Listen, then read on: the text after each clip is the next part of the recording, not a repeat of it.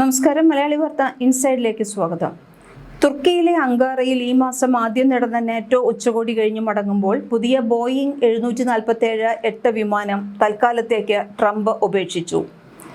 എന്നിട്ട് പഴയ എയർഫോഴ്സ് വണ്ണിലേക്ക് ആണ് യാത്ര ചെയ്തത്. ഊഹാപോഹങ്ങൾക്ക് ഇത് ഇടയാക്കിയിരുന്നു. ഓർമ്മ പുതുക്കാൻ മാത്രമാണ് വിമാനം മാറ്റിയതെന്നാണ് ട്രംപ് ആദ്യമെല്ലാം അവകാശപ്പെട്ടിരുന്നത്. പക്ഷേ ഇതിനു പിന്നിൽ അതീവ ഗുരുതരമായ സുരക്ഷാ ഭീഷണി ഉണ്ടായിരുന്നു എന്നാണ് ഇപ്പോൾ രാജ്യാന്തര മാധ്യമങ്ങൾ സ്ഥിരീകരിക്കുന്നത്.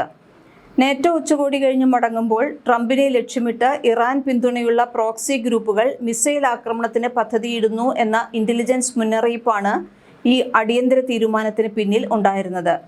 അങ്കാറയിലെ അടിയന്തര സന്ദേശവും സീക്രട്ട് സർവീസ് ഇടപെടലും ഇങ്ങനെയായിരുന്നു. തുർക്കിയിലെ അങ്കാറയിൽ നടന്ന നാറ്റോ ഉച്ചകോടിയിൽ പങ്കെടുക്കാൻ ട്രംപ് എത്തിയത് ഖത്തർ സർക്കാർ സമ്മാനമായി നൽകിയ 400 മില്യൺ, അതായത് ഏകദേശം 4000 കോടിയോളം രൂപ വിലമതിക്കുന്ന പുതിയ വിമാനത്തിലായിരുന്നു. എന്നാൽ ഉച്ചകോടി കഴിഞ്ഞ് ട്രംപ് മടങ്ങാൻ ഒരുങ്ങുമ്പോൾ തുർക്കി അതിർത്തിയോട് ചേർന്ന് ഇറാനിയൻ പ്രോക്സി ഗ്രൂപ്പുകൾ ട്രംപിനെ ലക്ഷ്യമിട്ട് മിസൈൽ തൊടുക്കാൻ പദ്ധതിയിടുന്നുണ്ട് എന്ന് US ഇന്റലിജൻസിന് വിവരം ലഭിച്ചു. അതോടുകൂടി സുരക്ഷാ മുൻകരുതലിന്റെ ഭാഗമായി ട്രംപിനോട് പഴയ എയർഫോഴ്സ് വണ്ണിലേക്ക് മാറാൻ US സീക്രട്ട് സർവീസ് നിർദ്ദേശിക്കുകയായിരുന്നു എന്നാണ് റിപ്പോർട്ടുകൾ. പ്രതിരോധ ശേഷിയിലെ പരിമിതിയും സാങ്കേതിക വ്യത്യാസങ്ങളും എന്താണെന്ന് നോക്കാം. പുതിയ വിമാനത്തിന് പകരമായി പഴയ എയർഫോഴ്സ് വൺ തിരഞ്ഞെടുക്കാൻ പ്രധാന കാരണം അതിൻ്റെ സമാനതകളില്ലാത്ത സൈനിക പ്രതിരോധ ശേഷിയാണ്. 35 വർഷത്തിലേറെയായി US പ്രസിഡന്റുമാരുടെ സുരക്ഷ ഉറപ്പാക്കുന്ന പഴയ എയർഫോഴ്സ് വണ്ണിൽ വരുന്ന മിസൈലുകളെ ലേസർ സാങ്കേതികവിദ്യ ഉപയോഗിച്ച് അവസാനിപ്പിക്കാൻ സാധിക്കും. അല്ലെങ്കിൽ അതിനെ വഴിതിരിച്ചുവിടാനുമുള്ള കൗണ്ടർ മെഷർ സംവിധാനങ്ങൾ ഈ വിമാനത്തിലുണ്ട്. വാണിജ്യ ആവശ്യങ്ങൾക്കായി നിർമ്മിച്ചതും പിന്നീട് നവീകരിച്ചതുമായ ഖത്തറിന്റെ പുതിയ ബോയിങ് വിമാനത്തിൽ ഇത്തരം അത്യാധുനിക മിസൈൽ പ്രതിരോധ സംവിധാനങ്ങളും ഇലക്ട്രോണിക് പോരാട്ട ശേഷിയും പൂർണ്ണമായി സജ്ജമായിട്ടില്ല. ഇതാണ് അടിയന്തര സാഹചര്യത്തിൽ പുതിയ വിമാനത്തെ കൂടുതൽ അപകട സാധ്യതയുള്ളതാക്കി മാറ്റിയത്. മിസൈൽ ഭീഷണിയെ തുടർന്ന് അങ്കാറയിൽ നിന്ന് ട്രംപ് പഴയ എയർഫോഴ്സ് വണ്ണിൽ ബ്രിട്ടനിലെ RAF മിൽഡൻ ഹാൾ വ്യോമസേനാ താവളത്തിലേക്കാണ് പറന്നത്. ഇതേസമയം സുരക്ഷാ കാരണങ്ങളാൽ പുതിയ വിമാനവും അവിടെ നേരത്തെ എത്തിച്ചിരുന്നു. അവിടെ തടിച്ചുകൂടിയ US സൈനികർക്ക് പ്രദർശിപ്പിക്കാനാണ് പുതിയ വിമാനം UKയിലേക്ക് അയച്ചതെന്നും യാത്രയിലുടനീളം ഒരു തരത്തിലുള്ള വഴിതിരിച്ചുവിടലും ഉണ്ടായിട്ടില്ല എന്നും ട്രംപ് ട്രൂത്ത് സോഷ്യലിൽ പറഞ്ഞിട്ടുണ്ട്. പിന്നീട് മാധ്യമങ്ങളുടെ ചോദ്യങ്ങൾക്ക് മുന്നിൽ തങ്ങൾ സഞ്ചരിച്ചത് അപകടകരമായ ഫ്ലൈറ്റിലായിരുന്നുവെന്ന് ട്രംപ് പരോക്ഷമായി സമ്മതിക്കുകയും ഇറാനെതിരെ ശക്തമായ മുന്നറിയിപ്പ് നൽകുകയും ചെയ്തു. ഇറാൻ സംഘർഷം ഉയർന്നതിനാൽ പൊതുവായ മുൻകരുതൽ ആയിരുന്നു എന്നാണ് ഇപ്പോഴും വിശദീകരണങ്ങൾ. ഇതിനെക്കുറിച്ച് കൂടുതൽ പറയുന്നില്ല. സംഭവം വൻ സുരക്ഷാ വീഴ്ചയായി മാധ്യമങ്ങളിൽ ഉയർന്നതോടെ വിമാനത്തിൽ കൂടുതൽ അത്യാധുനിക പ്രതിരോധ സംവിധാനങ്ങൾ ഘടിപ്പിച്ച് മാക്സ്ഡ് ഔട്ട് ആക്കുമെന്ന് ജോയിന്റ് ബേസ് ആൻഡ്രൂസിൽ വെച്ച് ട്രംപ് മാധ്യമങ്ങളോട് പറഞ്ഞു. വിമാനം നിലവിൽ പൂർണ്ണമായും സുരക്ഷിതമാണെങ്കിലും വരാനിരിക്കുന്ന ഒരു മാസത്തെ നവീകരണ പ്രവൃത്തികൾ പൂർത്തിയാകുന്നതുവരെ പ്രസിഡന്റിന്റെ ഔദ്യോഗിക യാത്രകൾക്ക് പഴയ എയർഫോഴ്സ് വൺ തന്നെയാകും ഉപയോഗിക്കുക എന്ന് വൈറ്റ് ഹൗസ് സെക്രട്ടറിയും പ്രസ്താവനയിലൂടെ സ്ഥിരീകരിച്ചു എന്നാണ് രാജ്യാന്തര മാധ്യമങ്ങൾ റിപ്പോർട്ട് ചെയ്യുന്നത്. ആക്രമണം ഉണ്ടായാൽ ഇറാനുമേൽ ശക്തമായി തിരിച്ചടി നൽകുമെന്ന് ട്രംപ് ആവർത്തിക്കുമ്പോഴും പുതിയ വിമാനത്തിന്റെ സുരക്ഷ പൂർണ്ണമാകുന്നതുവരെ പഴയ വിമാനത്തെ തന്നെ ആശ്രയിക്കാൻ അമേരിക്ക നിർബന്ധിതരായിരിക്കുകയാണ് എന്ന് സാരം.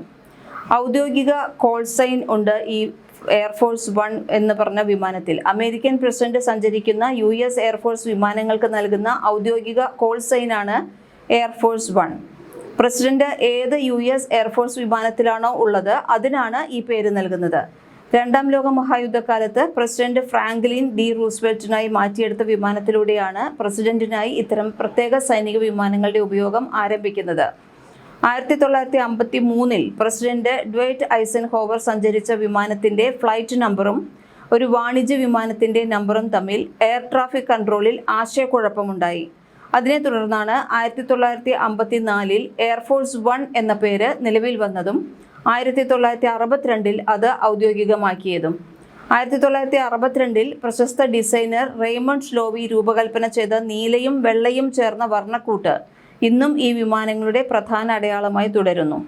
ജോൺ F കെന്നഡിയുടെ വധത്തിന് ശേഷമുള്ള പുതിയ പ്രസിഡന്റിന്റെ സത്യപ്രതിജ്ഞ, റിച്ചാർഡ് നിക്സന്റെ ചരിത്രപ്രധാനമായ ചൈനീസ് സന്ദർശനം, 9/11 ഭീകരാക്രമണ സമയത്തെ അടിയന്തര നീക്കങ്ങൾ തുടങ്ങിയ അമേരിക്കൻ ചരിത്രത്തിലെ നിർണായക നിമിഷങ്ങൾക്കെല്ലാം ഈ വിമാനങ്ങൾ സാക്ഷ്യം വഹിച്ചിട്ടുണ്ട്. ഇതിനിടയിൽ ഇറാന് കർശനമായ മുന്നറിയിപ്പ് ട്രംപ് നൽകിയിട്ടുണ്ട്. യുദ്ധം അവസാനിപ്പിക്കുന്നതിനായുള്ള ചർച്ചകളെ ഇറാൻ ഇപ്പോൾ മുമ്പത്തേക്കാൾ ഗൗരവതരമായി കണ്ടു തുടങ്ങി എന്നാണ് ഡൊണാൾഡ് ട്രംപ് പറയുന്നത്. വൈറ്റ് ഹൗസിൽ മാധ്യമപ്രവർത്തകരോട് സംസാരിക്കുമ്പോഴാണ് അദ്ദേഹം ഇക്കാര്യം പറഞ്ഞത്. ഇറാനുമായി ചർച്ചകൾ ഇപ്പോഴും നടക്കുന്നുണ്ടെന്ന് വ്യക്തമാക്കിയ ട്രംപ് പിന്നാലെ ഭീഷണിയും മുഴക്കിയിട്ടുണ്ട്. നയതന്ത്രം പരാജയപ്പെട്ടാൽ കനത്ത ആക്രമണം നടത്താൻ US സജ്ജമാണെന്നാണ് അദ്ദേഹം മുന്നറിയിപ്പ് നൽകിയത്. ഞങ്ങൾ ലോക്ക്ഡ് ആൻഡ് ലോഡഡ് ആണ്. ആവശ്യമെങ്കിൽ ഏതു നിമിഷവും സൈനിക നടപടി സ്വീകരിക്കാൻ സജ്ജരാണ്. എന്നാൽ ഇപ്പോൾ അവരുമായുള്ള ചർച്ച നടക്കുകയാണ്. അതിനാൽ വീണ്ടും ആക്രമണം ആരംഭിക്കുന്ന നിർണായക ഘട്ടത്തിലേക്ക് എത്തുമോ ഇല്ലയോ എന്ന് ഇപ്പോൾ പറയാനാകില്ല. ഒരുപക്ഷെ അവർ കീഴടങ്ങിയേക്കാം, പോരാട്ടം ഉപേക്ഷിച്ചേക്കാം, അതുമല്ലെങ്കിൽ ഏതെങ്കിലും ഗുഹയിൽ പോയി ഒളിച്ചേക്കാം എന്നാണ് ട്രംപ് പറഞ്ഞത്. സംഘർഷം അവസാനിപ്പിക്കുന്നതിന് 2 സാധ്യതകളാണ് മുന്നിലുള്ളതെന്നും ചോദ്യത്തിന് മറുപടിയായി ട്രംപ് പറഞ്ഞു. ഒന്ന്, സൈനികമായ മാർഗമാണ്. ഇപ്പോൾ ചെയ്യുന്നതുപോലെ ആക്രമണം തുടരാം. ആവശ്യമെങ്കിൽ ആക്രമണം ശക്തമാക്കി ഇറാനെ പൂർണ്ണമായി തകർക്കാം. അതല്ലെങ്കിലുള്ള മികച്ച മാർഗം അവർ ഒരു ധാരണയിൽ എത്തുക എന്നതാണ്, ട്രംപ് പറയുന്നു. എങ്കിലും ഇറാഖിലെ ഇർബിൽ വിമാനത്താവളത്തിന് സമീപം സ്ഥിതി ചെയ്യുന്ന അമേരിക്കൻ സൈനിക ക്യാമ്പിന് സമീപത്തായി പലതവണ സ്ഫോടന ശബ്ദം കേട്ടതായി ദൃക്സാക്ഷികൾ പറഞ്ഞു. മൊസാംബിക് പതാക വഹിക്കുന്ന LPG ടാങ്കർ ഇറാന്റെ സമുദ്രാതിർത്തിയിൽ വെച്ച് ആക്രമിക്കപ്പെട്ടതായും റിപ്പോർട്ടുകളുണ്ട്. കപ്പലിൽ നാവികരായി 28 ഇന്ത്യക്കാരും ഉണ്ടായിരുന്നു. എല്ലാവരും സുരക്ഷിതരാണെന്നാണ് ടെഹ്റാനിലെ ഇന്ത്യൻ എംബസി അറിയിച്ചിട്ടുള്ളത് എന്ന് വാർത്താ ഏജൻസിയായ ANI റിപ്പോർട്ട് ചെയ്തു. ഇതേസമയം ആക്രമണത്തിന്റെ കൂടുതൽ വിവരങ്ങളോ കപ്പലിന് കേടുപാടുണ്ടായോ എന്നതിനെക്കുറിച്ചുള്ള വിവരങ്ങളൊന്നും തന്നെ ലഭ്യമല്ല. ഹോർമുസ് കടലിടുക്കിൽ ഇപ്പോഴും 6000 നാവികർ ഒറ്റപ്പെട്ട് കിടക്കുകയാണെന്ന് UN അറിയിച്ചിട്ടുണ്ട്.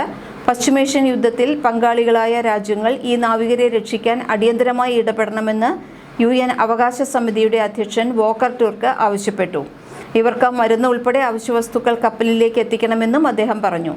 കഴിഞ്ഞ ദിവസം ഒരു കപ്പൽ മാത്രമാണ് ഹോർമുസ് കടന്നത്. 20 ലക്ഷം ബാരൽ ഇറാഖി ബസ്ര അസംസ്കൃത എണ്ണയുമായി ചൈനയുടെ റിസാവോ തുറമുഖം ലക്ഷ്യമാക്കി സഞ്ചരിക്കുന്ന ന്യൂ ജയന്റ് കപ്പലാണ് കടലിടുക്ക് കടന്നത്.